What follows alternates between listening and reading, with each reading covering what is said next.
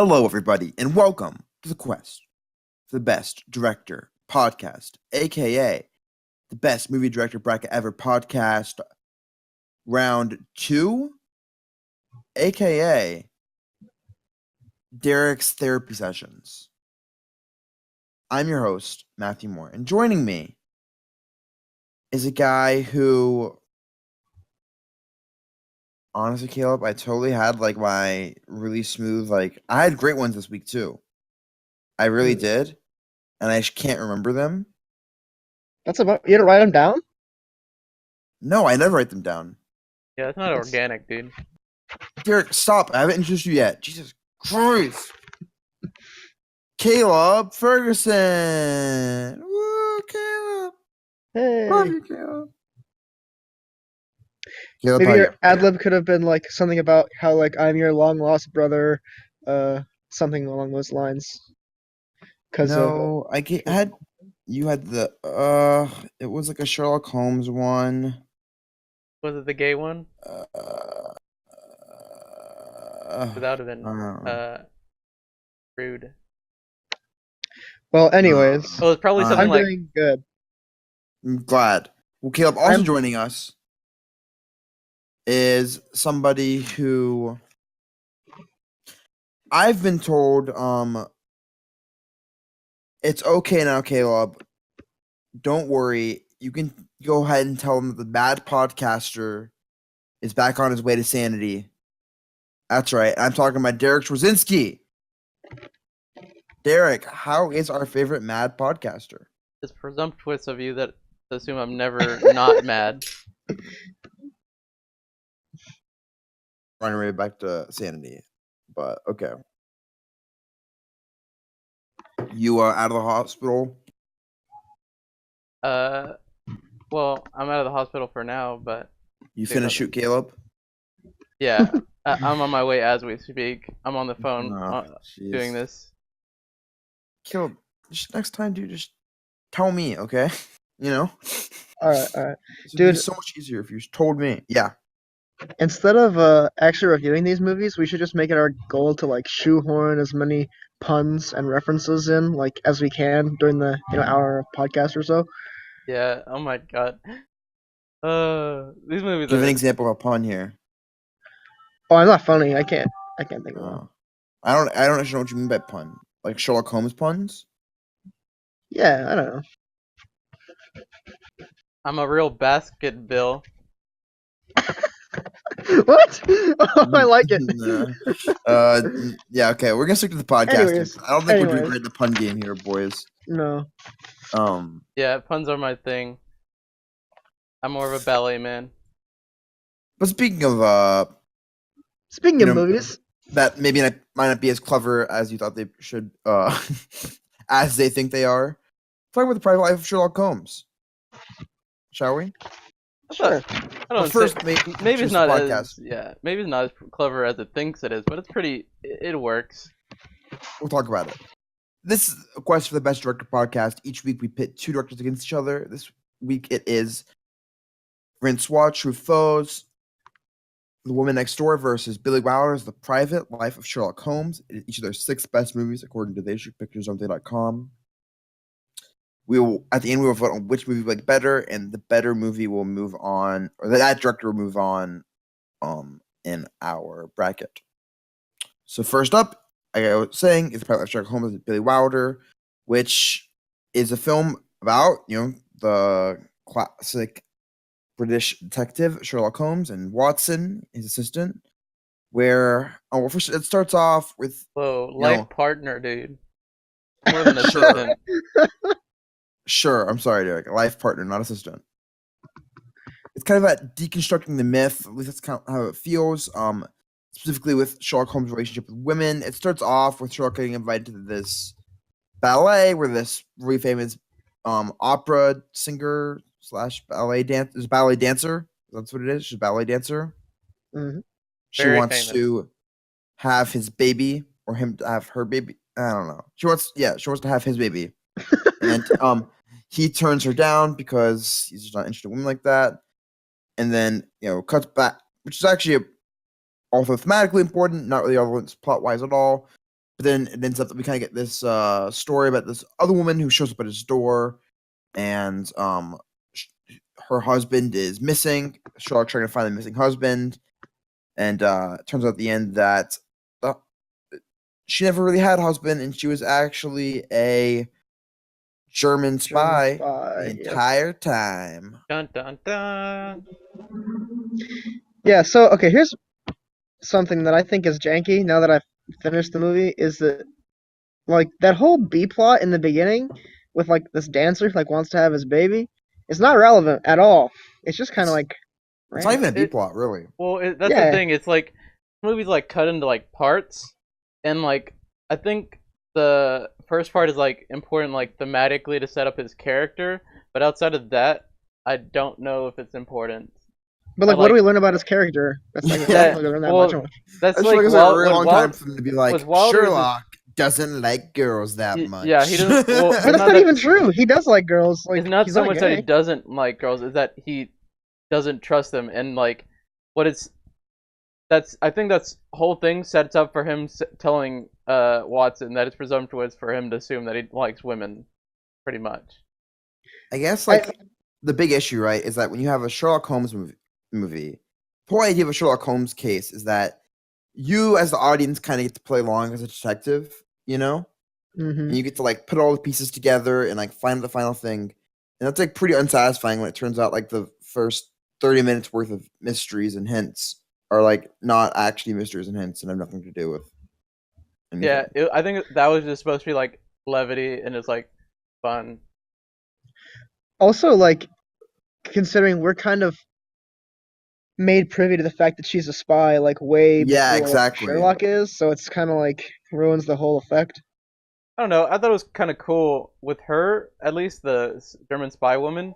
It was cool because she was like doing Morse code. Like at the beginning, we kind of understood that, or maybe not understood, but like she was doing something. And then like No, it's pretty clear that she is like not who she says she is. yeah, and then like the logic of it carries through until it's like eventually he's like da da da. Let me give you the Morse code to your buddies, and then like that's kind of like setting up this is like the private life of Sherlock Holmes. This isn't like the public life where he always wins. This is like him losing. Yeah, I guess that's kind of true. That's but- like the point of this movie is like this is like the dark side of Sherlock Holmes, if you want to call it that. Is like the books only give you like the winning Sherlock Holmes, or at least eventually the winning. But like this is him losing. This is him as the fucking coke addict, gay, or at least bisexual probably. Wait, no, man. that's definitely not a thing. That was not what was supposed to be implied. Well, yeah, it was implied. Billy Wilder even said he wanted to straight up say that he was gay, but he wasn't. He was afraid to go all the way with that, so he just implied it. But he Yeah, I talks think- extensively about his relationship with women in the train. Yeah, we were supposed to assume at least that was like maybe a lie. Yeah, or a put on at least. Yeah. And there's definitely some things where like you can't tell how much he's actually going after Watson. You know what I mean? He like Billy Wilder said that he wanted like it to be like very obvious that throughout the film that he like loves Watson by at least the end, but he was like afraid to do that, so he just implied it.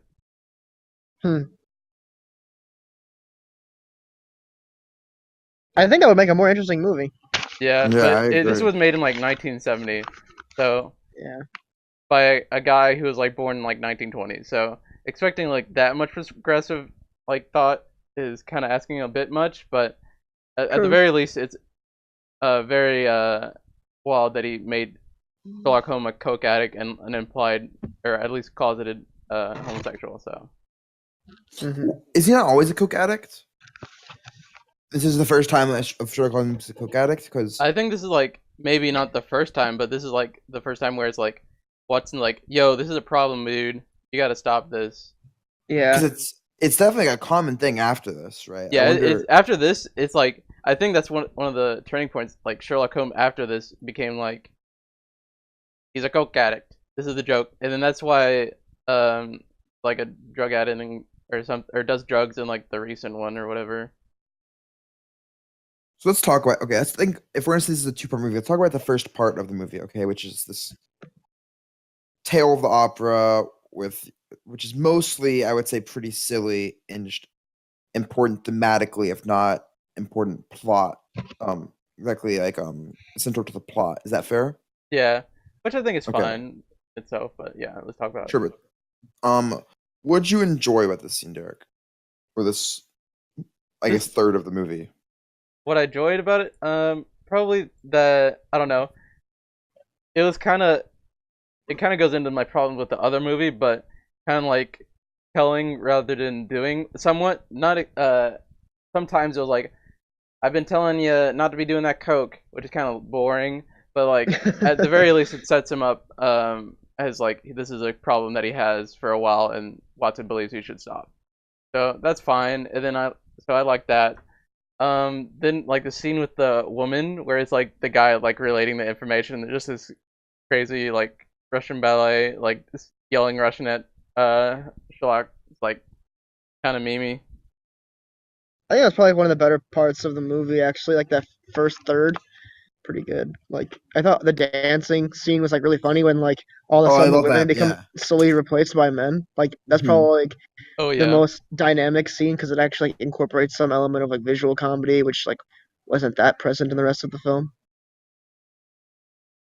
So I had a lot going on, and like it was aesthetically pleasing too. Just like see him like dancing back and forth with the girls, like back and forth by Sherlock, like as they're trying to hold the conversation, and I know that kind of like kinetic aspect to the scene is pretty entertaining because I don't think there were many other scenes that had a lot of kinetic stuff going on. So I liked that part. yeah, And then it kind of like was its own self-contained thing. And then I feel like the plot kind of started going like off the rails towards the end, and it was like hard to follow, and I just kind of stopped caring. Really, I didn't think the plot ever went off the rails. Interesting. We'll get to that later. yeah. Um, I actually almost have that. That was like my favorite part is that it didn't go off the rails. Well, really, I actually. Okay, well, we're gonna have three different takes on this because I think it felt a bit lazy. But okay, but first let's stick on this part. So I agree with something you guys said. I do love the dancing. I love the whole actually, everything with Watson the dancers is hilarious, right? It's like when he's dancing in the first place, and then came with the women, like just how giddy he is, and then like you said, as they get replaced by men, I love all of that, and I like his banter with Sherlock. There are parts I do think there's a lot of telling, not showing. Derek, I disagree with that. Yeah, I would say like pretty much every single thing we learn about Sherlock Holmes is being told, not shown. yeah, that's what I said. Is that I mean, that's what he oh, said, yeah, Okay, okay. And yeah, and it just felt some parts of that scene. I don't know, like what the situation here was, like Billy Wilder. It just did not feel like it made the flow of the shots made sense. I don't know if it makes any sense, but like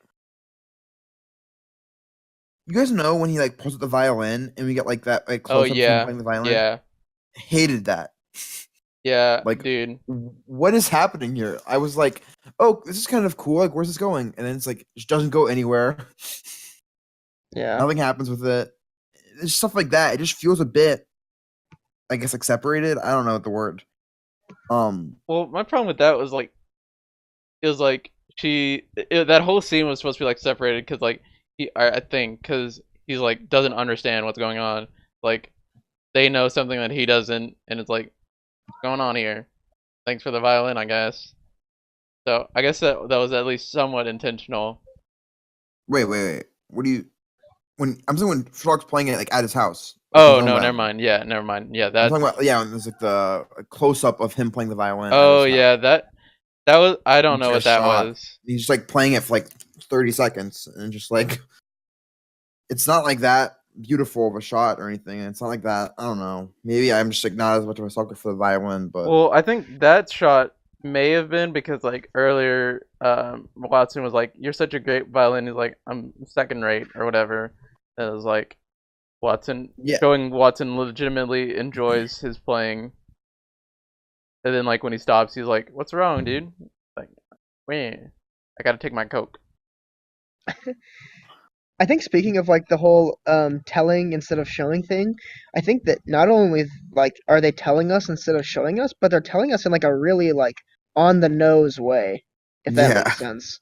Like hmm they're like literally just like saying these like super cliche things that don't come off as like smooth or natural or like convey information in an efficient way or in an entertaining way. Like that whole argument about like when he's like trying to tell the Russian lady and her servant that like he's a homosexual or something, like the whole conversation's like it's like very like stilted and awkward. And I know that's like kind of supposed to be an awkward conversation, but it comes off like in a not entertaining awkward way. Like it doesn't really like convey the awkwardness emotionally. It just like you kind of like see into the scene and like see how awkward it must have been for them to actually say these things. I don't know. Yeah, I agree. Like, I think you have like the natural comedy of there being a language barrier there, right? And Hmm. that doesn't feel played on at all. Like, there's no really like interpreting or anything, which I think is like the obvious, but like pretty like reliably funny joke. Because I liked that character of the like the assistant to her. Yeah. I enjoyed him, and I just wish they had done more with the three of them as kind of like comedic forces. Because I think that really could have worked. But yeah, that felt underwhelming as well. I agree with you. Hmm. I do like the when she's talking about all of her ex lovers. She's Oh like, yeah. Tolstoy was too old. Nietzsche was too German. I mean, she use more words than this. Nietzsche was too German, and yeah, Tarkovsky wasn't. Her women weren't his cup of tea or whatever. Hmm. But like at least Tarkovsky, Tarkovsky. that like part of the conversation at least like had a flow where it was like okay, Yeah, now we're talking about this thing and now we're going to this next thing, but then afterwards it kind of felt like the conversation yeah. itself like lost momentum and we weren't even like being carried into the next scene or like being carried anywhere else like narratively like, and that I think kind of was like starkly the case there, but probably like also cropped up in other parts of the movie too, where it's just like they're just having this very like matter of fact, non like they're like very like surface level conversation about like what's going on, basically. I agree, and I do think like we're kind of like harping on this movie. There are like some positives. Like I think the jokes they do go for are like usually land. Like there's a lot of really like little funny lines. Like what, I for example? I love the whole when he's talking about the case of the midgets and like how someone like paid him to find him. He's like, that's not even a pound of midget. Or I think Yeah. my favorite like little line is I guess it's right between the two parts. Um where like they're hearing the noise of the woman. Caleb, what's happening in the background? I'm outside, so that's probably the bell. I meant to tell you all I have to I'm recording in like 40-degree weather right now. It's pretty chilly.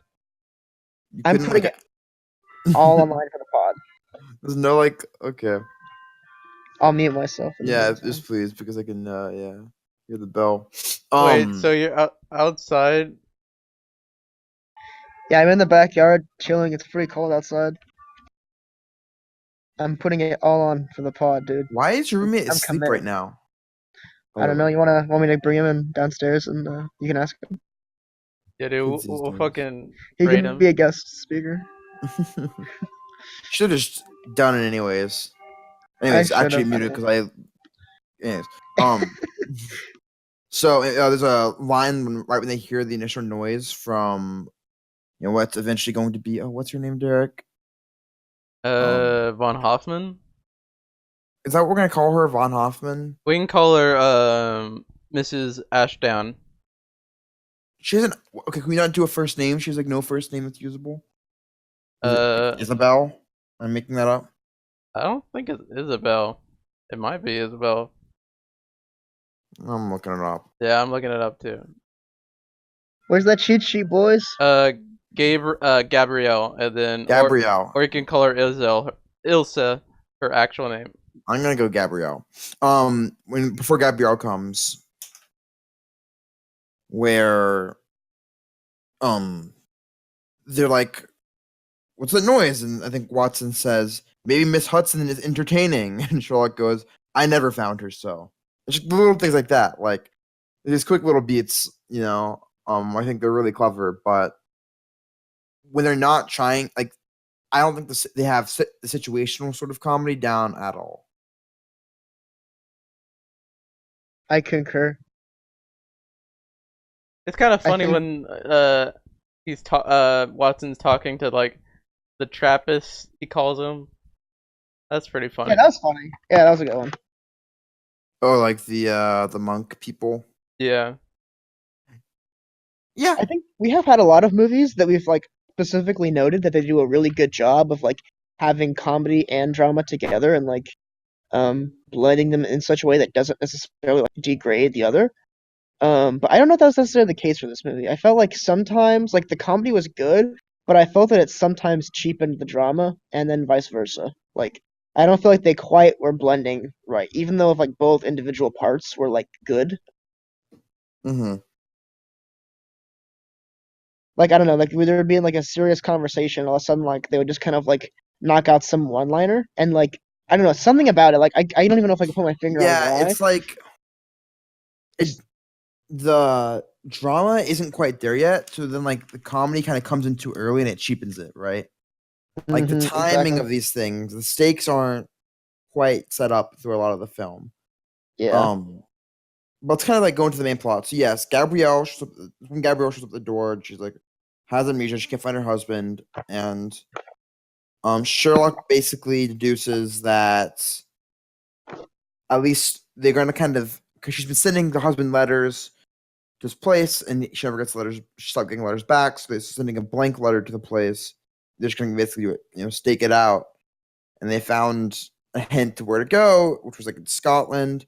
So then they go to Scotland. But meanwhile, Sherlock's brother, who's like in the government, he is, I guess, telling him don't do the case anymore. And once again, it's because Gabrielle is actually a German spy and who's trying to spy on this submarine that the British government is attempting to make, which is where those midgets that we hinted at from the first part actually went missing to, is they are part of the, I guess, they're the workers of the submarine, which is somewhat offensive, but I guess it's okay. And there's canaries as well, which they use to find any gas leaks. And So then that's kind of like a big thing with the movie as well. how Sherlock figures it out, or one of the parts reason he does is because he notices Isabel's copper wedding ring. So and then obviously and he says he asked if they worked like a specific copper mine that they, and she was like yeah. Then so it sets up that they both have copper rings. Gabrielle, not Isabel. Oh yeah, Gabrielle, my bad. They both have like matching copper rings. So like when they find like the husband or whatever who has also a copper ring which has been reacted to chlorine gas, you can figure it out that obviously something using sulfuric acid in salt water has occurred. So Yes. And that all like kind of puts it pretty logically. which is Now, nice. well, we'll talk about it. But as Caleb said earlier, we find out that Gabrielle is a spy, or at least is not a character to be trusted pretty early on in this whole thing. Mm-hmm. I would say at least well within the first half of the movie, and continue to be hinted at that. Do you guys think like there's a satisfying payoff to that? No, not at all. It's like because the whole point of like you said before, the Sherlock Holmes thing is that like you get to work it along with Sherlock Holmes, and like by basically being given this like kind of breaking that narrative, it kind of cheapens the whole point of the Sherlock Holmes thing. Also, maybe this is a hot take, but I think that all of these like Sherlock Holmesy type stories, like trying to work out a mystery, like mysteries in general, I think are really hard to make work out in a film without being tedious as fuck. Because like over the course of a book, you have like a long time to like stew on these things and put the pieces together. But to do this over the course of like a 2 hour film is like you have to be like really like it's just a lot to keep track of. And then like there's also all this like the movie actual part of things, which is like the visuals and the dialogue and all the other stuff. and it like gets so like confusing and muddled so fast, and it's really Okay. difficult to do that kind of thing well. And I don't like to me, it just got overwhelming and tedious, and I quit Like caring. what though? I'm actually very confused. I did not find this movie like overwhelming whatsoever. I thought it was for like a 2 hour Wait, Sherlock what did you Holmes. say first, Caleb? I kind of lost track. What was your first thing? It's this kind of like It cheapens. specific. Oh, about the. Oh yeah. So Your very basically, like first. in Sherlock Holmes, the whole point is that you're solving it along with the thing, and you don't get Oh, any okay, yeah. information that Sherlock Holmes doesn't have. So when they show her, like, and they kind of like cut away and show her signaling to like all these other dudes, it like really cheapens the effect because we're basically getting to know that she's like a traitor before Sherlock Holmes gets that information. And this would be like less cheap if perhaps like we see Sherlock like doubting her from for some other reason, but he's pretty much like caught unawares. Yeah, but that's literally the point. Yeah, I That's don't mind that specifically as much. I just because, think like it doesn't lead to like a satisfying ending. You know what I but mean? I yeah, do know what you're but about to say, Derek. but Where like yeah, the whole point is that Sherlock's not supposed to win this, right? So it's like we're supposed to see that Sherlock is messing up and failing. yeah, You know and what then I there's mean? the comedic element, which is like everyone thinks that he's winning except for his brother. That's like the arc comedically that Mhm. the queen thinks he's winning, the woman thinks he's winning.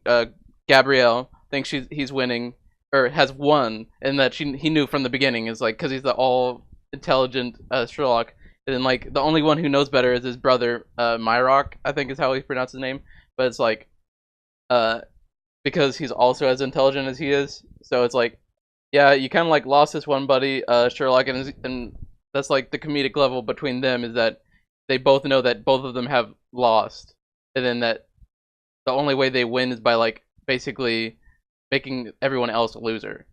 Wait, how is he lost? How's Myrock? Myrock lost because like the queen's like, I think yeah, it's this Mycroft. Mycroft. Mycroft, my bad. Minecraft is like, yo, look at my great submarine. Look at my great submarine that's gonna win us the war, and then the queen's like, nah, this is lame. Throw this away right now. He's like, what? Yeah, it still feels kind of jank, personally. It's kind of like just the point. This point isn't like to be like a usual Sherlock Holmes mystery. No, It is, but at Yeah, the that's same time, fair. it is at the same time. But the point is like it's subverting that the whole time, pretty much, and that's like the Yeah, but joke. I still think it's satisfying. I agree. Like, I think that's the point, but it doesn't feel like particularly satisfying when it happens. Yeah, I think the bigger issue isn't that like oh there's definitely an issue of like, okay, so obviously they're choosing not to like Caleb's saying, they're choosing not to they're choosing to inform us more than Sherlock Holmes, which goes against it, which I think is fine because like Derek's saying that's what they're going for, right? But I think my issue is I just don't think that final confrontation between them is like very emotionally rewarding. You know what I mean?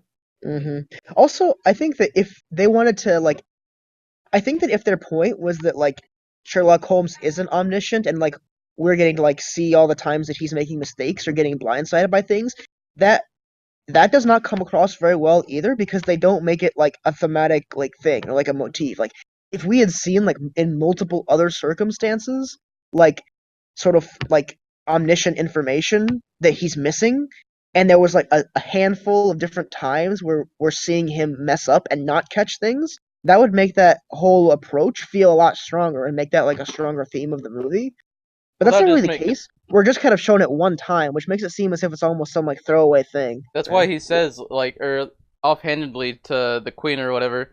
She's like, I like your stories. When's Watson gonna do this one? He's like, hopefully not. I'm not going too great. Oh, yeah, he never writes. Luckily, my biographer never like writes my failures, or I don't have. No one has to know my failures. I know, but I still think it would have served that point better if we had had other examples of evidence that he missed. I mean, So that way doing, we don't have this like one sore thumb time that it happens.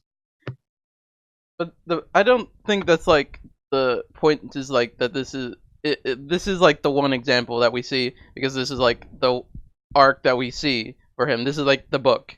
This is his book of him Well, failing. I think the idea is that it's not that I think like, he is omniscient is not like the point trying to prove. I mean, or he's not omniscient is not the point trying to prove. Like it's more specific, right? It's that women are his weakness. It's the puzzle that he's never really been able to solve, right?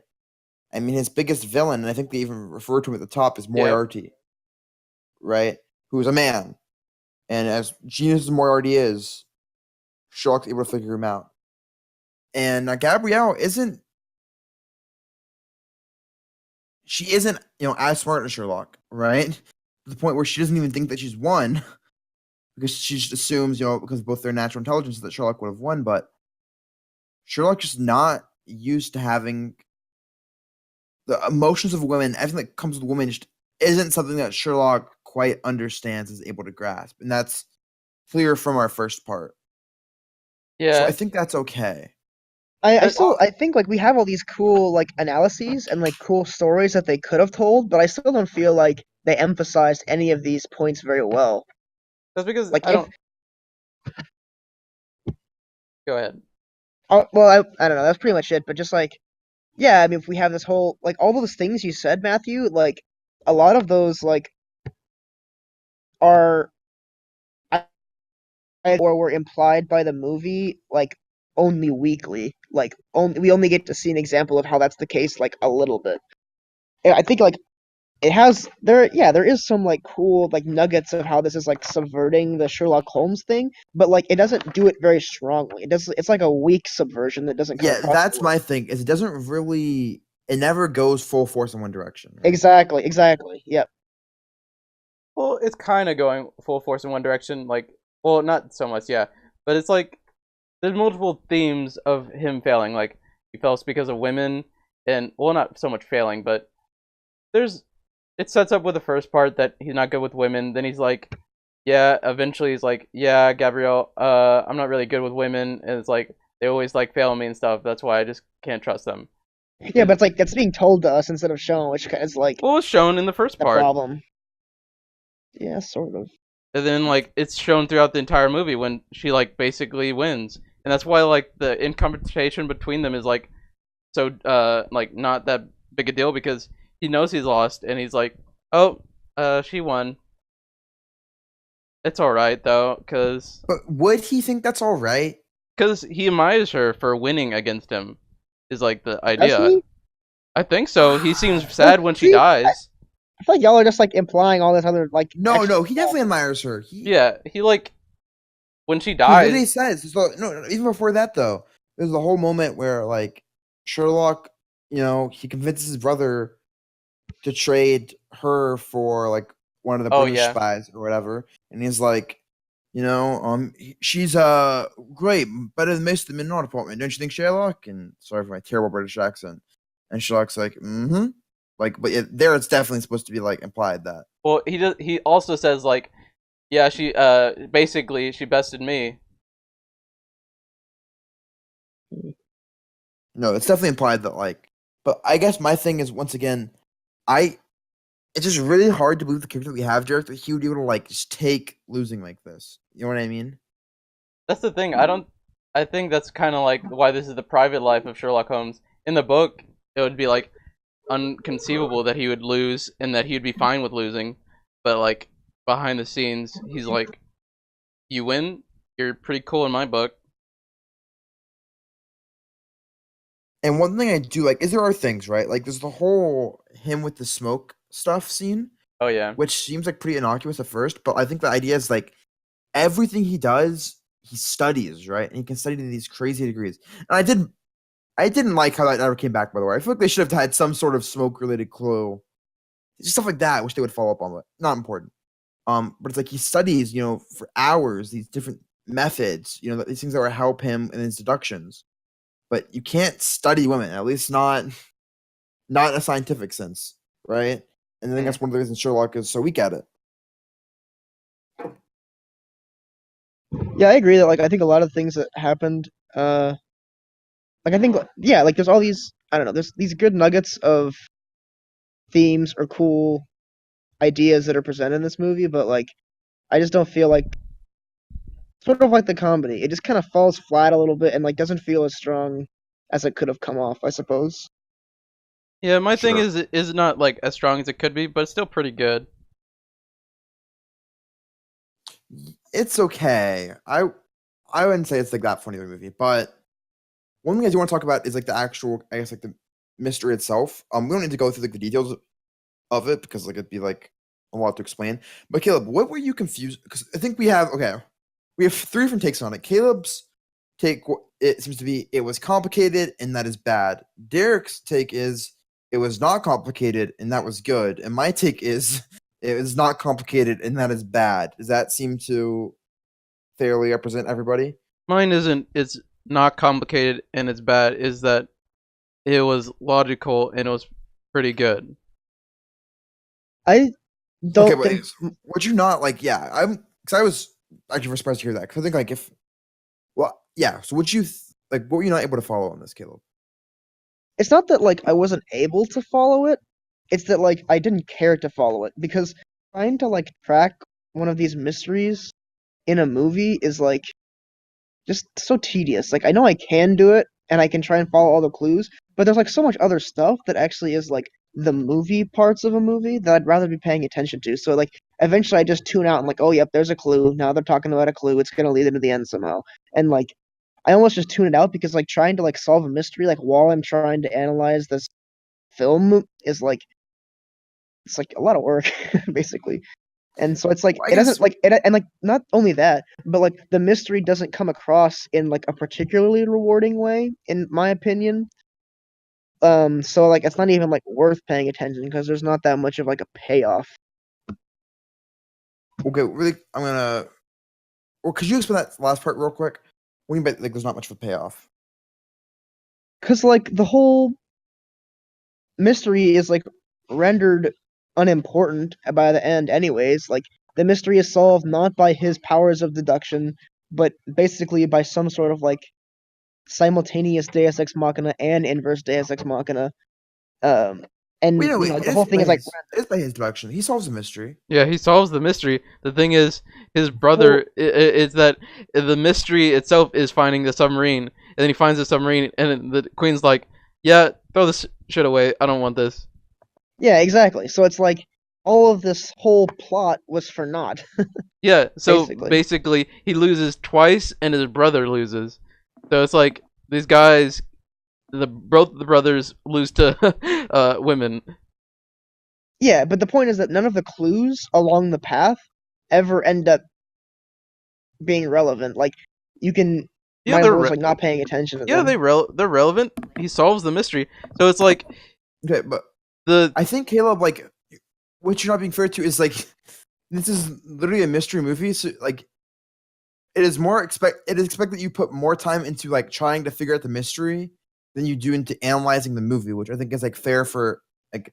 I don't think movies need to be meant to like your first time watching them to like be thoroughly analyzed. I don't think that's like fair of any movie, you know, to be judged Yeah, that way. okay. I mean that's fair, but that's what we're doing here.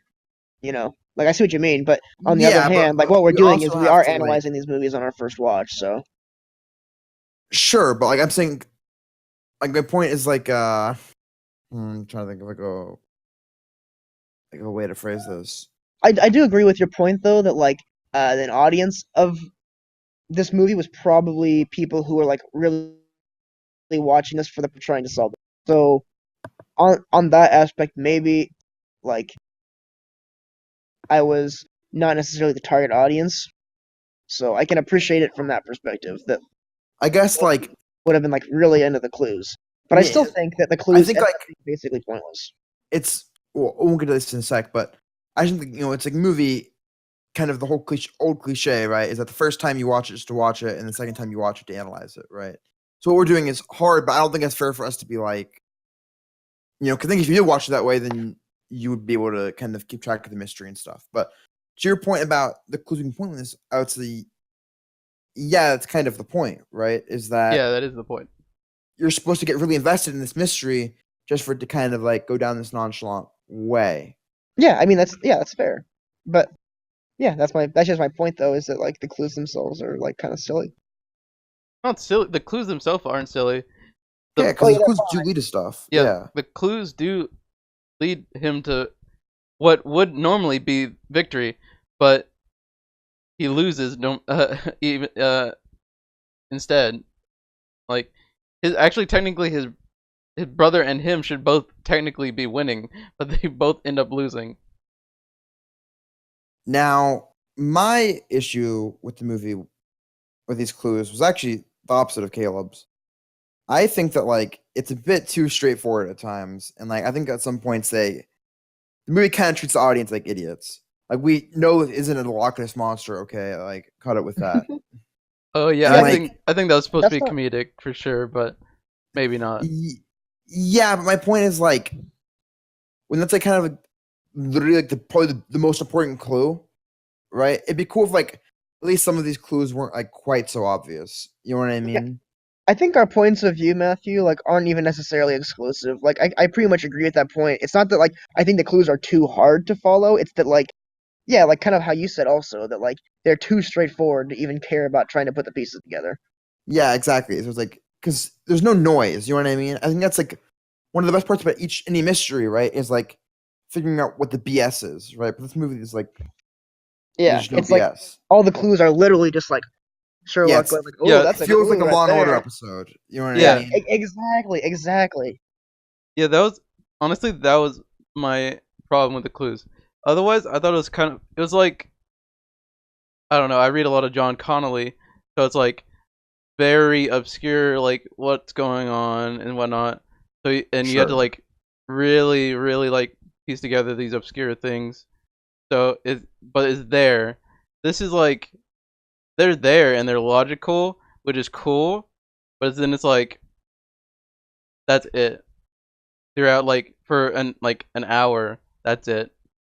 And like obviously there's like some side thematic things going on, like him telling Gabrielle like doesn't trust women, so it sets up all this other stuff, which is cool. But altogether, it feels like there's it's trying to do like one thing at a time, which is kind of like just makes it kind of a tedious movie when it's supposed to.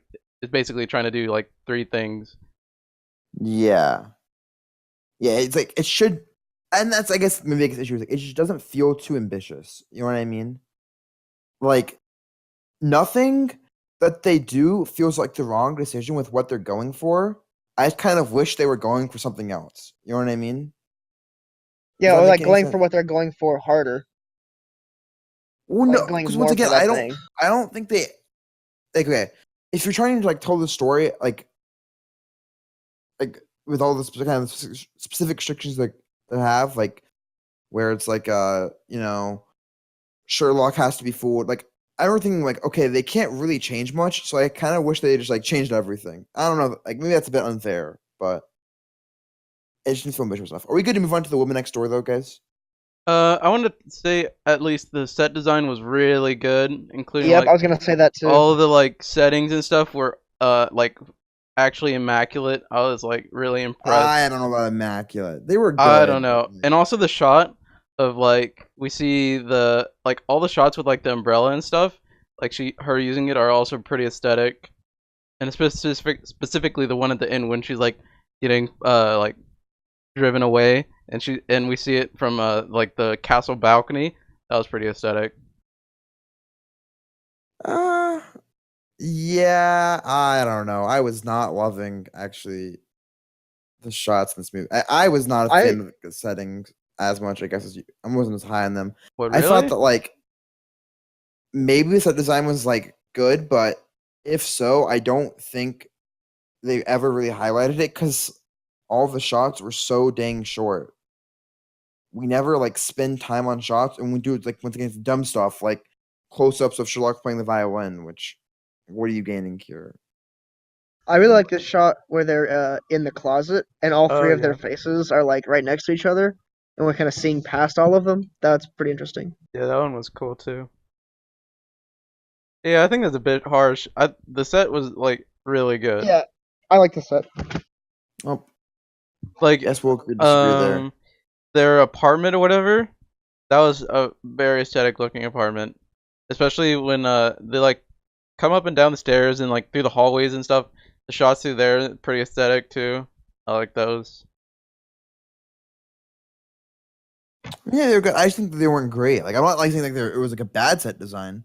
I just think like once again, I don't know. I wish the filming of the movie like better showed off the set. 'Cause there might be more to it, but I just felt like there's like the scenes where they're going through like the woods and stuff, and it's just like they're biking through the woods, and it's just like Yeah, so fast, and just like that's oh fair. gosh, let me look at what you've done. Okay, Yeah, also, but as just kind of an extension on that, like we kind of spend the first 2/3 of the movie like in this one area or like kind of set of places, and then we move somewhere else for the like last third. But like the last third, like that new area like never really gets established very well as the first one. So Yeah. yeah, I kind of agree with that too, Caleb. Like, it feels like there's not a lot of payoff for like the location of the apartment. yeah. Okay, so we gotta go on Anyway. to Movie Next Door Yeah. Hmm. because I think this one actually might be the one that's a bit more worth talking about because Derek seems very passionate about against it, and I was not that passionately against it. So Oh Derek, yeah. let's talk about the Woman Next Door. Woman Next Door, it's a couple. Their name, I should really have had this pulled up, huh? His name. Oh my god. I don't know. Her Uh, name is Arlette, and his name is Bernard. Bernard. Yeah. Yeah, so it's we have this couple, Bernard and Well, Eilette. Arlette, rather. they're Mhm. cheaters. No, they're we haven't got there yet, Derek. Calm down, calm down, calm down. Hold up. Oh yeah. Bernard and Arlette are a good, honest couple, and then a new couple, Mathilde and Philip, move in, and turns out that Mathilde and Bernard, along 8 years ago, were in this very, in their own words, toxic relationship. You know, which I thought was a very modern word for them to use. That was kind of funny how they thought it was toxic, but they don't tell either of their lovers about it. And at first, they're kind of like repulsed by each other, or at least he's repulsed by her. She wants to be friends. Then he immediately goes to being lovers, Jesus. and they're Don't cheating even. for a bit. And then she's like trying to break it off, and he gets very mad at her in this very public way about her trying to break it off. And really, Arlette forgives Bernard pretty quickly, but Mathilde's husband Philip is pretty unhappy with her, and she ends up going. She has a nervous breakdown, and he comes, and he comforts her with what seems to be a nice resolution. And the two of them, Mathilde and Philip, they're gonna move away from Bernard and Arlette and kind of give the couple, their separate the ex couple, I should say, once and for all. But then, plot twist at the end, Mathilde's still at the house somehow, which I didn't quite get that. And He walks there, obviously. yeah, That was I guess she's sarcasm. this. Oh, okay. I mean, it's a small town, so maybe, but yeah, it was a bit weird, huh? And she kind of gets Bernard to come in, and Bernard comes in, and then they appear to be making love, but she actually murders him and then herself. And this is based on a very famous medieval legend of Tristan and Isolde. Isolde. Isolde. Yeah, I think. Isolde? Isolde. Which I think is actually what Romeo and Juliet is based on as well. Before that, this is a pre-Arthurian classic. This is Yes. what Guinevere and Lancelot is based off Lancelot, yeah. very directly. And Okay. also what the Woman Next Door is based off of, so, Okay. which is a bigger deal, you can ask. Yeah, I that think we yourself. know. So can I just say I saw from like the very beginning that there was gonna be some like big twist ending Yeah, and that dude. it would involve violence. They implied that pretty hard. Yeah, Well, you can get on into that one, but I'll get into the rest. Well, yeah, I mean, I don't know. Did you guys also see a big bloody twist ending coming? Because they foreshadowed it pretty good. Yeah, the siren and whatnot. Yeah, Wait, the siren? yeah. At the beginning, it's like the siren or whatever. Like Oh, really? before, I didn't get that. before yeah. she's like There's a whole talking. parallel, too. Yeah, before she's like the old woman talking or whatever. Yeah, Yeah, and then like she also threw herself on the thing, but also the fact that like when Matilde is like painting her coloring book and Yeah. or whatever, and it's like that like dead kid with blood spilling out of his head, and they're like, "Hey, maybe we don't put like this gigantic blood pool in a children's book." And And then she's like, "No, I wanted that to be intentional. You have to have the violence to highlight whatever," which is I like very think, like meta. but I think what's cool about it though is that you don't know which one is gonna do it, right? I had a pretty good feeling. yeah, I had a pretty good feeling. But yeah, Really, I was unsure. You guys Bernard were- is too much of a chud. He's just like, me Yeah. want pussy, me want No, but pussy. he's like hinted at. Okay, you guys are being unfair. To the movie, he's hinted at being very violent throughout the entire movie, right? Really? That's- How so? no, yeah. it wasn't They someone said literally he was. say, he was- they literally say he is violent. Bernard is violent. We had a violent relationship. No, she didn't And say. it was like- I don't remember saying violent. I No, remember they her literally saying. say the exact words. I swear to you and everything. Oh, okay. They, I'll take your word. remember when I can even tell you. As you guys know, I just watched this movie.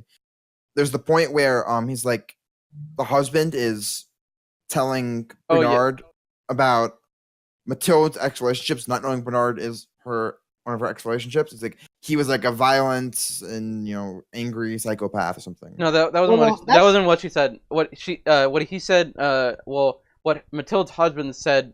She said was that he was a manic depressive. But Yeah, also, I think- violent though. It was violent. It was like a Yeah. violent and something manic depressive. However, I want to say here that I think there's a little bit of projection going on here on behalf of Matilde in telling Yeah. the story to her husband, in that she was crazy basically and in a violent relationship, and then she spun that in her own mind as he was crazy and violent, and then that's what she basically retold to her husband. So Well, it's cool because you don't know either way, right? I mean, I could. yeah, it's he's- fair. He obviously has some issues. perhaps right? it was okay. Perhaps it was True. either way. My problem with that, which is the same with much of this film, is that she literally just straight up says it, and they do that the entire time. Like, oh my god, they just say like from the very beginning. It's like, yeah, we used to be lovers, and then like when they first have sex, they're like, this is bad. This is gonna end bad. Oh my god, we're hurting people. I don't want to be a liar, okay, Bernard? I don't want to be a liar. Yeah. And then okay, oh my god, I skipped over some parts, but like the second Screwed over thing, a lot of parts. Yeah. Yeah, but, like, when the woman's like telling Bernard, just straight up tells Bernard out of nowhere that she like tried to kill herself, like Yeah. just like, yeah, and I was so distraught I went and tried to kill myself. It's like y'all said, like, I think at times Private Life of Sherlock Holmes was on the nose. This is like that times 1,000. Okay, it's not that much. It's so Sherlock bad. Holmes is pretty on the nose as well. This I is, think But it's- also, something they about the Shining they don't 2/3. they don't like directly say that she tried to kill herself, because isn't it that it's shown because like they're like making out or something or making love, and then like he goes to like look at her wrist or something like that, and then like is like, oh no, how could you?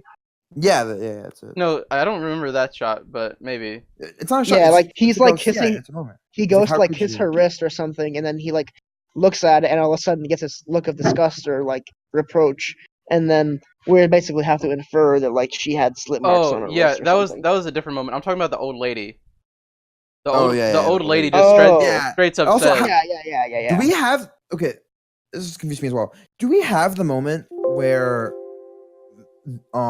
what's the old lady's name? I don't want to call her the old lady, but Madame Juve yeah. tells Mathilde that she tried to kill herself. Oh yeah, she does that twice. Yeah, I forgot about that. She does it. When? I don't remember that She, actually. she doesn't. She doesn't. But Matilda's like, yeah, she told. That's like probably one of the worst times. Yeah, She's that's like, the thing that bothered me the most. yeah, she was like, yeah, she told me. Oh my god. like, what? Yeah, she says that to her husband. Felipe, you can't do that. He tried to kill herself. Oh my god. To be Yeah. fair, I do think that this like Madame Juve is meant to be kind of like a meta character. Yeah, I who agree. like I actually exists really like like outside of the Matilda a lot. narrative. Yeah. Except for she exists literally in the narrative, and she like gets, But not really. Like Yeah, no, no, but but not really. but she How does gets she involve in the Bernard. narrative whatsoever? She gets Bernard to go to the hospital. She literally tells him. that's That's- the meta part, right? No, she's I like, think that's how's like- that meta? That's like literally like a turning point in the narrative. Is that uh, before then, Bernard's like, no, I can't go. I literally do not want to go. This would be a bad idea. And then Madame Juve is like, no, you gotta go. and that's like the turning point. It's like, oh well, now we're on a dark path. Yeah, it's fair a little bit. Okay, I- and then oh my god, one of the worst moments. It actually gets me angry. Okay, you get one more, and then I'm talking about like why this movie actually has. Okay, good yeah, moments. I'll Extremely stop. I'll unfair. stop ratting on it before you get to the good parts about Okay. it. All right, but he's like Bernard literally hates this woman, and then all of a sudden they meet in the fucking grocery, and all of a Okay, sudden he's that's fine. the worst part. Yeah, that's the worst part of the movie. He's Yeah, like, I agree. he's literally like, No, he's not fine. He's still mad at her. he makes out with the woman and tries to bang her in the car, Wait, no, but this is. Wait. and then she gets mad. But the car banging is different. No. They go to they go from out of the grocery store, and he's after walking to the car, but he's not trying to bang her in the car. There's nothing evidence. Yeah, he's like making out and like tries to like start humping and shit, and she passes out and she gets angry. But yeah, like yeah, sure. But there's also like a scene where they have sex in a car, so it's confusing. When it's confusing, but because this movie is bad, but whatever. It's not bad. Okay, continue. But that part is he's in the grocery store, and then he's like, he's still mad at her though. He's still mad at her as they're walking out of the grocery store. Yeah, and then he's like still fine. He goes from like really mad and doesn't want to be with her to like, yeah, I'll just walk you to the car. Like, okay, but I'm not happy about this. And all of a sudden he's like making out with her. Like, what the fuck? That's true. Yeah, That was also these are all my complaints with the movie. I think we've pretty much lined them all out. But continue, Caleb. I was just gonna say, like, this was the moment when, like, I thought that the movie, like, took a turn because I thought it was gonna be a pretty interesting narrative beforehand, and then it kind of, like, because, like, we have this kind of setup about, like, these two families that are next to each other, and they're gonna have to, like, basically deal with this, like, old relationship that happened. But then I thought that was, like, pretty interesting. It was a good setup, but then all of a sudden it, like, turns and it's gonna be, like, some sort of cliche thing. So. Yeah.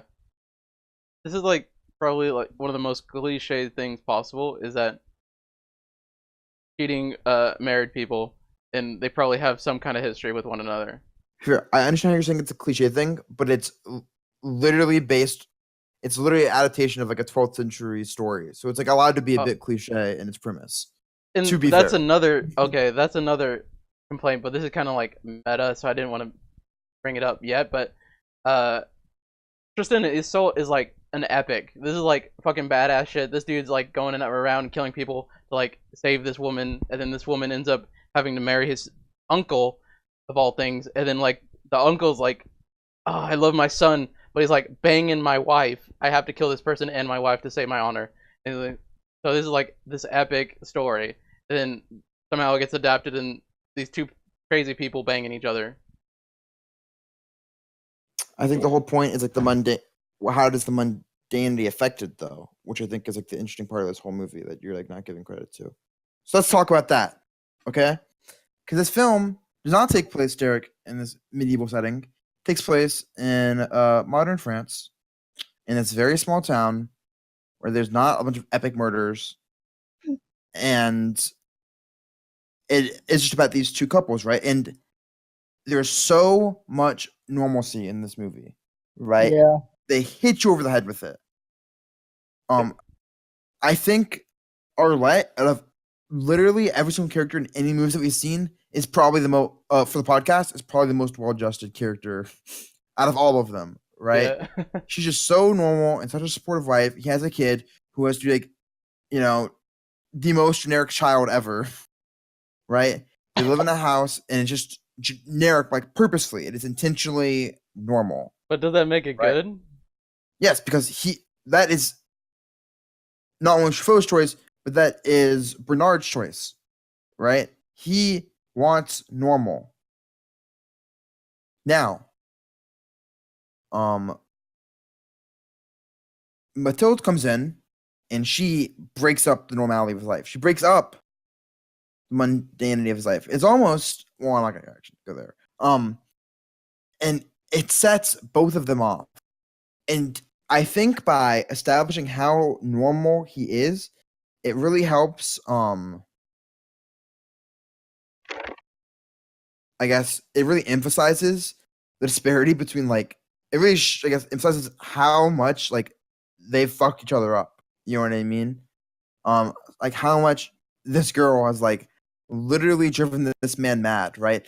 Was doing like the most irrational things. Yeah. And I think I agree with you, Derek. They definitely go like overboard at times. Like definitely the whole like kissing, like right after he said like he doesn't want to see her ever, is like obviously ridiculous. But once you kind of like buy into this, like he's like so beyond logic because of this girl, I think it works really well. I don't think it Um, works very well because it's just like all of a sudden he's so crazy for this woman that he just does this stuff. no, because he's been crazy for her. Yeah. It He's takes never a little not- bit of a leap Except for, of logic. and then the only thing we have saying that he's so crazy for that he would do this thing is that she says that he's crazy, and she straight up says it. Nothing else shows. No, wait, what? He's obviously going crazy. Yeah, Entire okay. movie. Yeah, He's doing insane stuff. 1 second. I was about to get to that. The only thing before he actually goes insane, which is also a problem I had, he just is. She says he's crazy. Like we don't have any other signs with any other person that he's crazy, or No, like that's at not all. true though. Yeah, it is. The only time is with when Matilda says he's crazy, and then when he's at the party and goes crazy. It's like, oh, he's crazy. Finally, I have an example.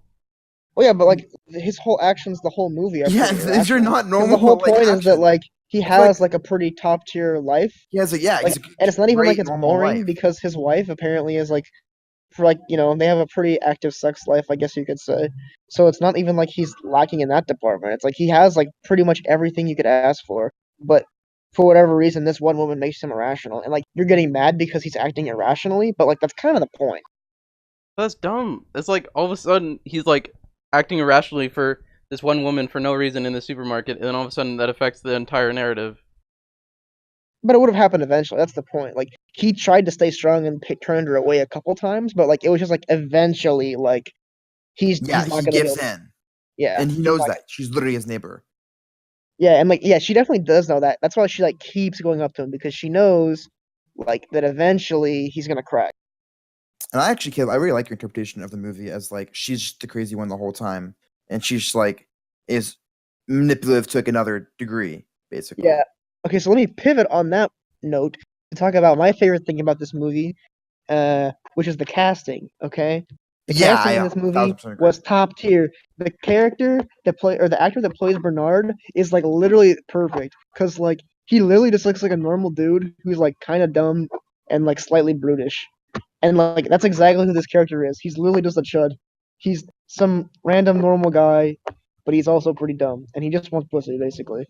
And then I Matilda, like. on the other hand, Mhm. is like she looks a lot more like they specifically comment on her looks as well that she kind of like she has dark hair, right? Which is different Mhm. than the blonde hair that his wife Arlene or whatever has or Arlette. Arlette, yeah. Yeah, so this Matilda looks she's dark. She has a little bit of an edge to her. And like she has this like very like wide face, which I don't know. She looks like she could be a little crazy for some reason. She has some sort of she Or it's looks like passionate at the very least. she's like Or she's like a romantic mystery to maybe. her. Yeah, yeah. She has Yeah. like Warren. She's had her years ago.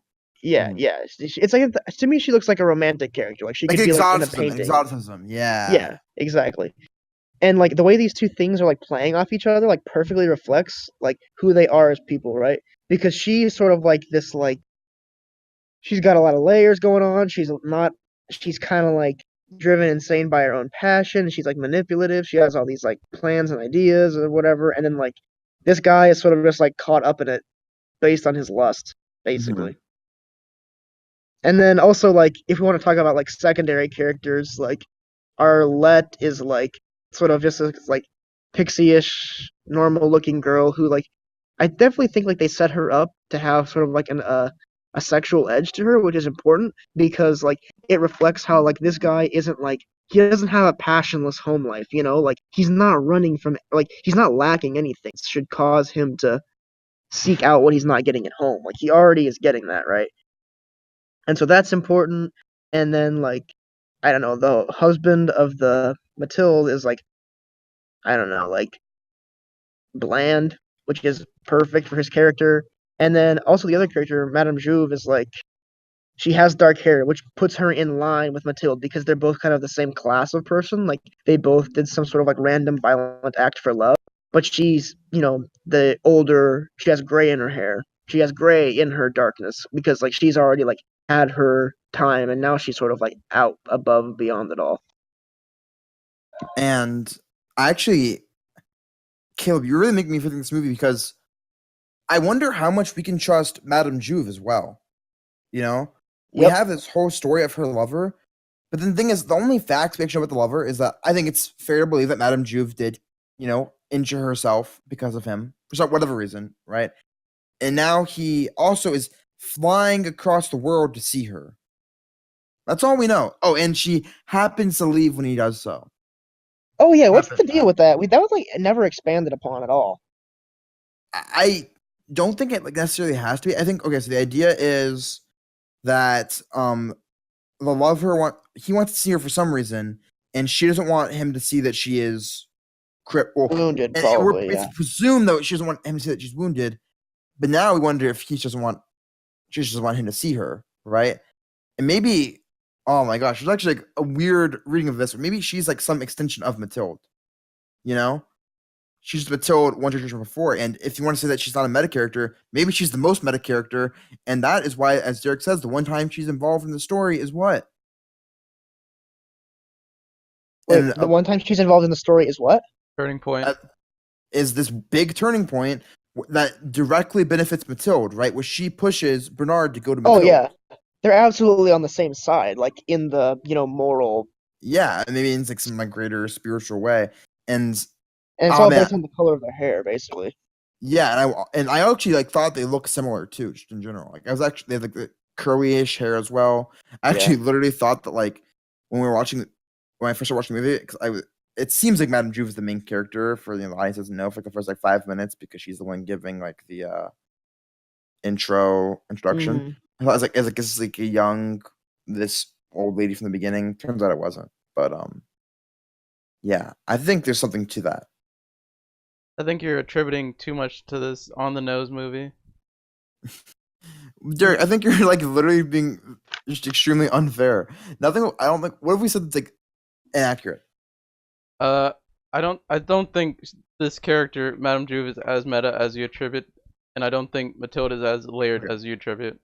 So when a character is looking at the camera, I think it's fair to like has multiple times looking at the camera. I think it's fair to say that there is some meta to it. And two characters look at the Wait. camera are Juve Yeah. is absolutely a meta character. She's yeah literally in the beginning of the movie is directing the talking audience. to the Yeah, audience. but I don't yeah. think she's like meta in a good way. She's meta to be meta. I don't think. Well, that's not what you said. She is a meta character, which is So then what you Yeah. can you're then arguing. Alright. interpret that. I think make our interpretation of her more fair. Yeah, okay, but I don't think she's like good. Is I guess what I should say. But why? Because all she does is fucking say on the nose shit, and it's boring as hell. The entire movie. And then all of a sudden, she magically makes it so Bernard's like, okay, I guess I should go to the hospital, even though I know this is a bad idea. Wait, don't pretend like that's magic though. Like it would not have been hard to convince him to do that because like he's demonstrated the entire movie that he's like basically 1 inch away from like. But then also they Yeah. set it up so that for months, he's been like, no, I'm not gonna go.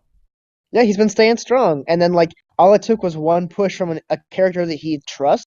Because it's been set up for a long time that she's like sort of like the moral compass of this town. Everybody loves Madame Juve. She's basically all cool with everybody, especially Bernard. They're all buddy buddy. So all it Very took was close. like 1 word from a person that he trusted a lot to basically get him to like break down.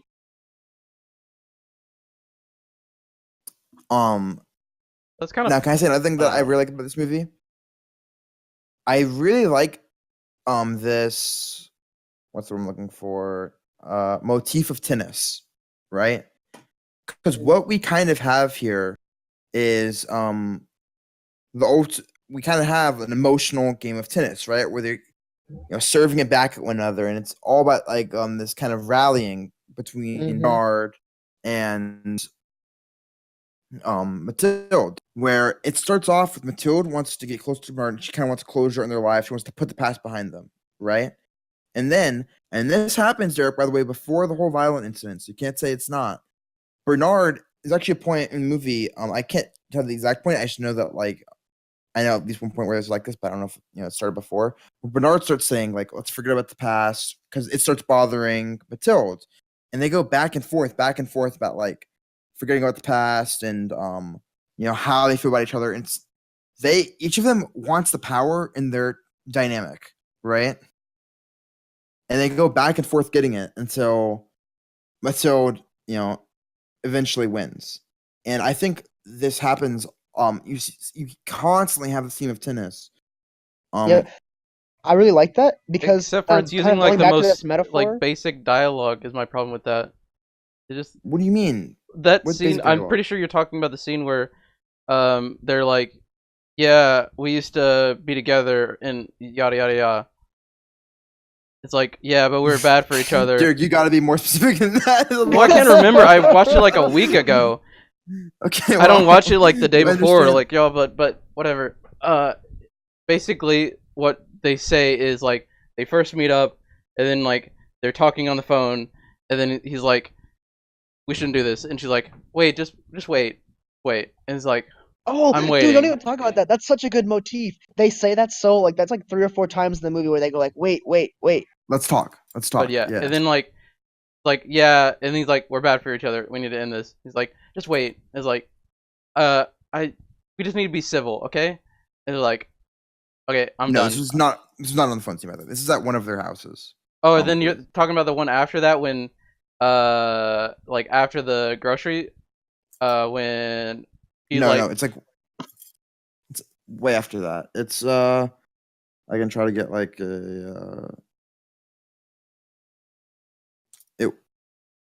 it was like it's like after like they've like been like already having an affair for a while. Oh yeah, then that's it's right after they just like is it ended the is it the second affair. time in the hotel when they're like No, they're not in the hotel anymore. They just ended the affair. It's when she tries to end the affair. yeah.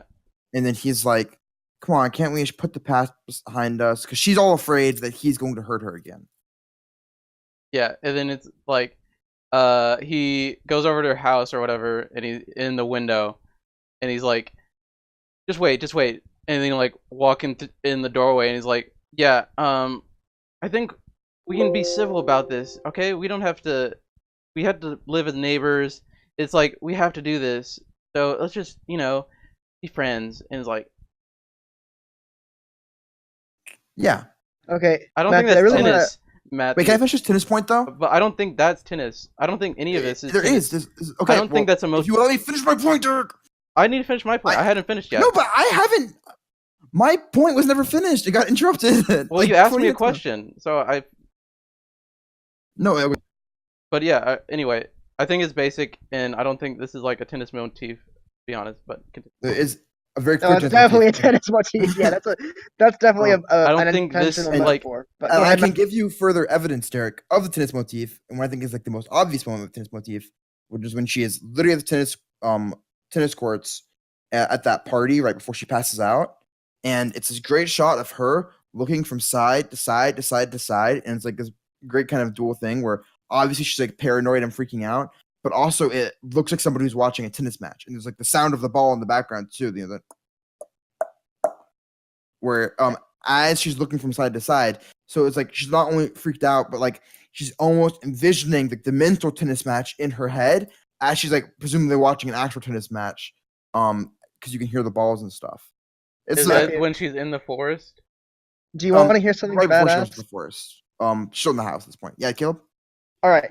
This thing that I'm about to say validates both of the previous theories and ties them together, right? Oh, I'm Both excited. this thing as love as a tennis match and this motif of both their relationship and love in general as a tennis match and Madame Juve as a meta character. You know who owns the tennis club, bitches? It's Madame Juve. She's Oh she's my in gosh. she's in charge of love. She's like this meta character who owns love.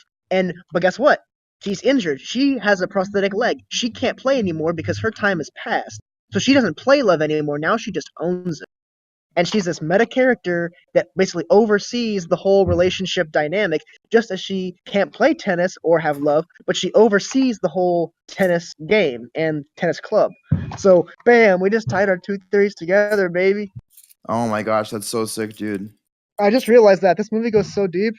Yeah, actually. I think this might be the like highest I've become on a movie from just like talking about it. Just Dude, like me too. actually I working like these things out.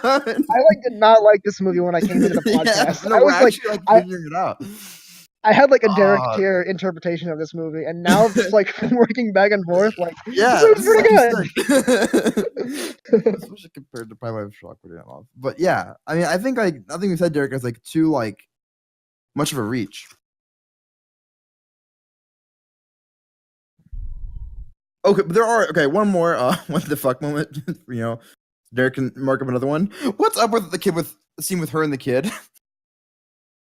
Oh, I thought she was gonna kill the kid. Because like it Yeah, was kind of like right after, like we kind of see that like that picture of her like murdering a child in her coloring book with a and he gigantic shows blood her a stain. picture of like the sadness. She's like, "What do you know about happiness?" I'm like, "Shut the hell up!" What?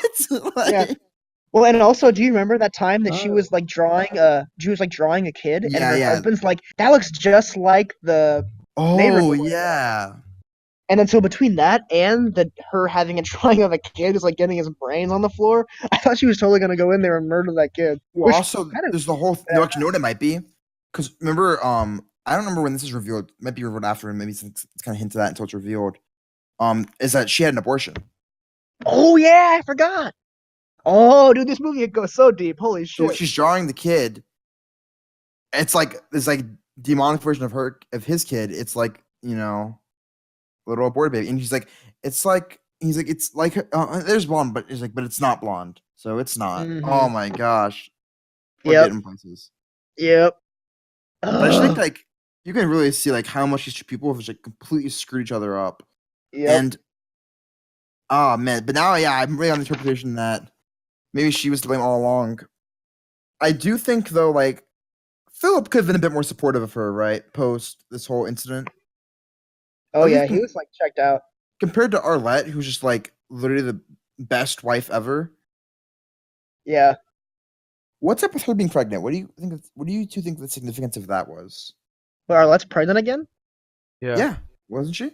Yeah, Uh, she I was didn't throwing catch up. that. That was when he was supposed to Oh be. yeah, because she was having morning sickness. I remember That now. was when he was supposed to be like okay again or whatever, Hmm.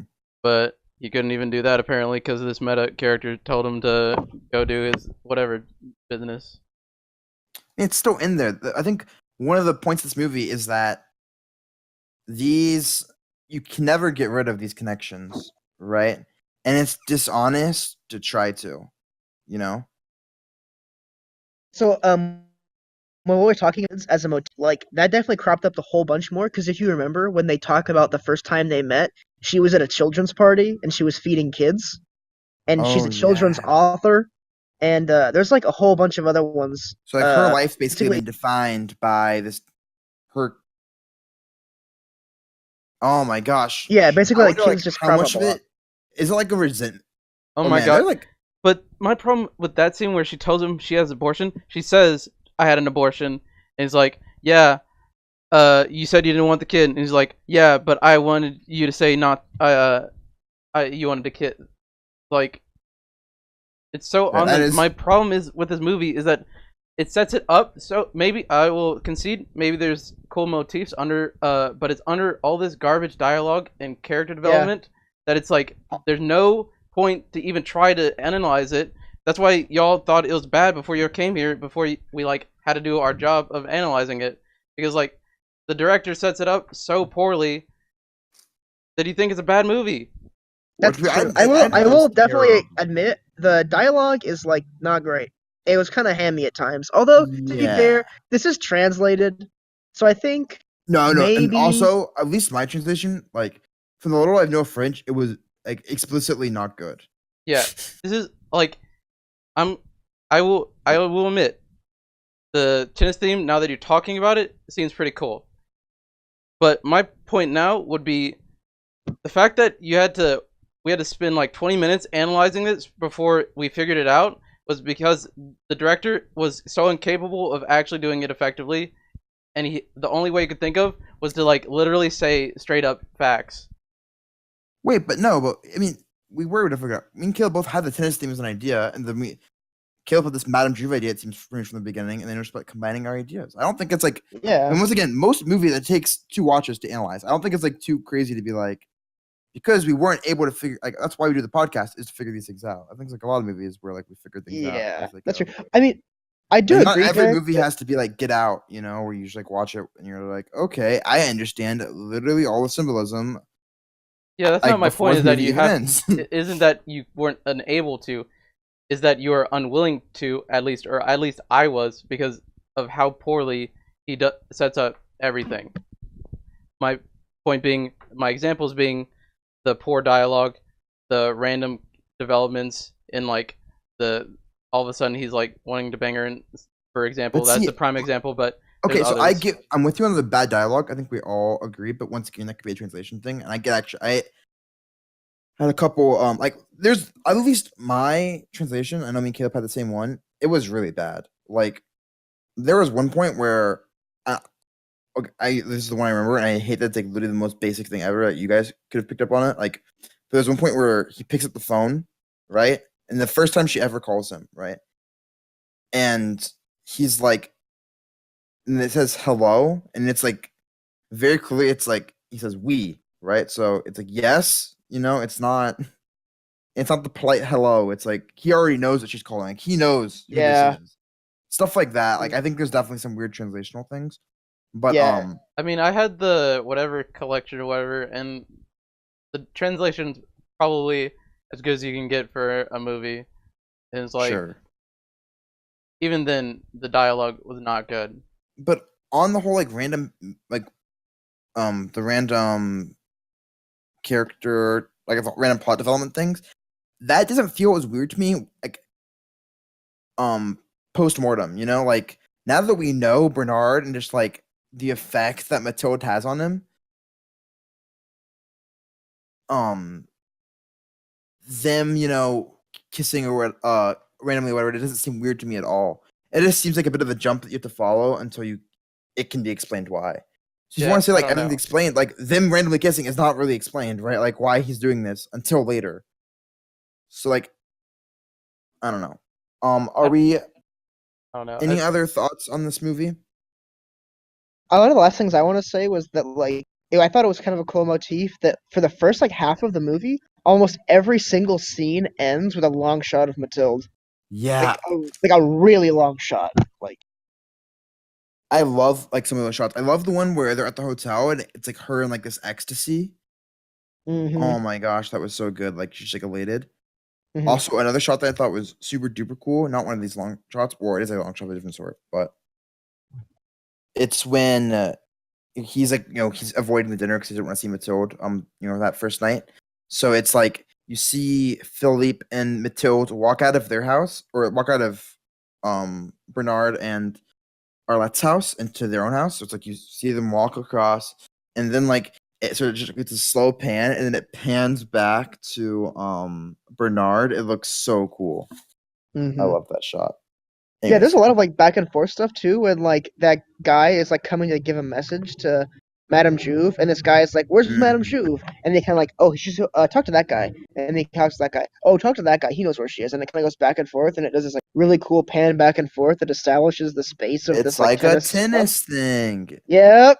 Like Exactly. tennis, back and forth. Yeah. Okay, we good then- to vote on stuff? Yeah. I know me and Caleb both have to go for various reasons. Okay, so best quote. I liked from the woman next door. It was Mathilde's husband, Philippe, of all people. She seemed like a promise. Here is my last chance at happiness. And it like kind of stood That was out because good. it's so like romantic and interesting. And Sort of especially contrary to like the whole in theme comparison, of yeah, the movie. exactly. Yeah. I Derek? want to mention real quick, like the example of the dialogue that I would give of bad that's throughout like the movie is like, you remember when we first met, like that, like Mathilde asking him when they first met, like obviously he remembers if he hates this woman. It's like just for the audience sake, obviously, and it's just like, I don't know, unnecessary. But my favorite line is from probably the woman next door. He says, "Turn over a new leaf," but the leaf weighs a ton. Mathilde says that in like the hospital, or to it's like woo. Actually, it's Yeah. right before actually, but yeah, I love that line. It's pretty sick. I'm gonna go with that little banter I talked about earlier in the probably about Sherlock Holmes, where he goes, "Maybe Miss Hudson is entertaining," and he goes, "I never found her, so." I thought it was kind of cute. So also, I like Um, the line from Sherlock. I only resort to narcotics when I'm suffering from acute boredom. I love that one oh too. yeah. That's problematic. I think some of that whole addiction Oh thing is a bit yeah. problematic though, but not time, I guess. Um, but yeah, favorite scene. Don't make me go. I gotta think.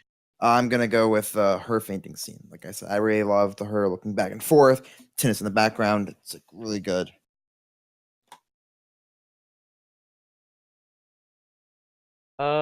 Probably when in Sherlock when the fog is coming, and then you like see the Loch Ness, what they believe is the Loch Ness through the fog. I thought that was a really cool shot.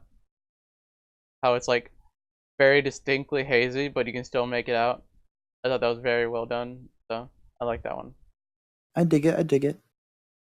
I liked Good. in Sherlock the whole like kind of extended dancing scene Oh yeah, where like we kind of start off where like Sherlock's trying to hold this It's a good conversation one with too. Watson, but Watson's just kind of bouncing back and forth with these girls, and then later on like he's dancing with these girls and they slowly just get replaced by men. That was pretty funny. I agree.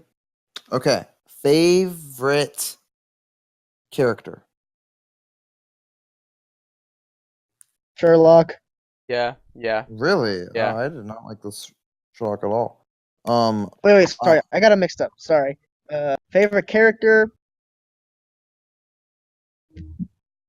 Watson. Yeah. Watson, I would say second favorite.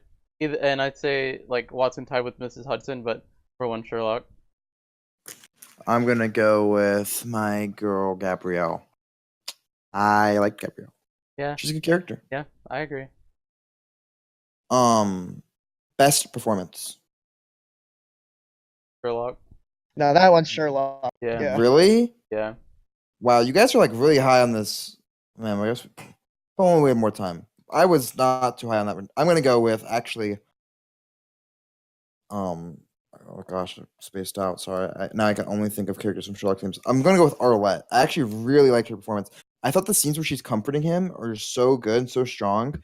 Like when Bernard hugs her. Do you guys know what I'm talking about? When he's like all sad and being all mopey and stuff, and she's just like this look of like understanding, but like also completely put up with. Yeah, I think I know Uh, what you're talking about.